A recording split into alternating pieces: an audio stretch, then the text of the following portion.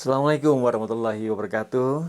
Jumpa kembali dengan saya, Rizal Ja'afarer, ya, seorang pelaku usaha di tanaman kaktus dan anggrek sejak tahun 74.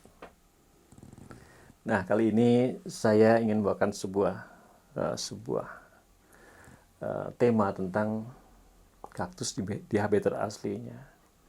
Ini berdasar dari pertanyaan teman-teman, ya. Sebagian dari mereka, mengapa kaktus di habitat aslinya selalu berpinggang, ya? Seperti halnya contoh di sebelah saya, ya, ada pinggang.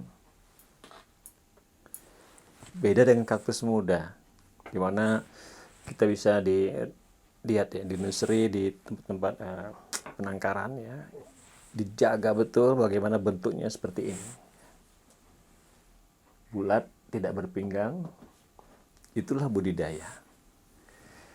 Nah, menjawab pertanyaan teman-teman tadi, mengapa kaktus berpinggang? Ini sebagai penanda masa-masa kritis yang dilewati oleh tanaman itu sendiri.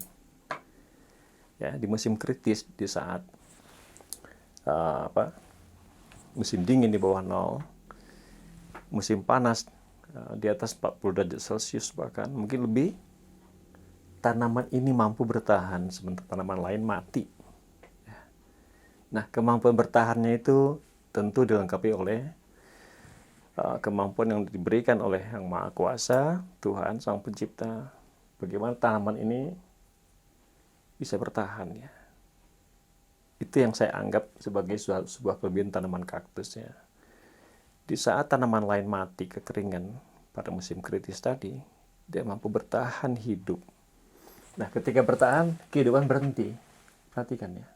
Ada pinggang di sini. Di nursery, di banyak tempat penangkaran, ini juga sebagai penanda di mana repotting terjadi ketika kehidupan tidak lagi berlanjut, ya. Fase vegetatifnya berhenti. Itu karena media tanamnya sudah tua, nutrisi yang terkandung di dalamnya sudah menipis, dan seterusnya. Di saat pengganti media tadi, maka proses tumbuh berlanjut. Maka terjadilah pinggang, ya. Seakan tampak kaktus itu lebih tua seperti di habitat aslinya, gitu. Jadi hal seperti ini wajar saja, ya. Tidak perlu kecil hati, karena setiap kali proses repotting itu terjadi penurunan, ya. Setelah penurunan kehidupan fase vegetatifnya, diganti media yang baru, dipersiapkan dengan media pot yang lebih besar barangkali, maka kemudian kehidupan berlanjut seperti itu. Jadi meniru di habitat aslinya, cara mereka bertahan hidup, ya. Saya kagum, salah satu mengapa saya menyukai tanaman ini, karena banyak hal yang bisa kita petik sebagai pelajaran berharga. Contohnya, di saat tanaman lain mati, mereka tidak mati. Artinya kemampuan mengadaptasikan diri, kemampuan bertahan di kondisi kritis, itu saya petik sebagai perenungan dalam kehidupan saya. Sesulit apapun dalam kehidupan, minimal bertahan seperti kaktus. Yang mengagumkan buat saya adalah di saat krisis pula mereka mengikhlaskan diri mereka untuk berbagi pada makhluk ciptaan Tuhan yang lain.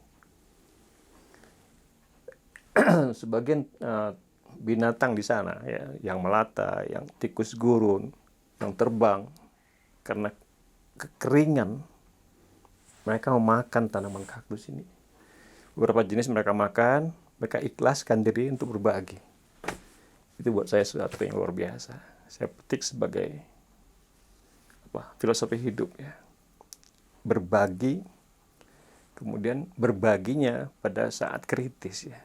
Kalau sudah kelebihan berbagi itu biasa, ya. Di saat kritis dia mampu berbagi, itu luar biasa. Demikian, sampai sini dulu. Kita jumpa pada tema yang lain pada berikutnya. Oke, Assalamualaikum warahmatullahi wabarakatuh.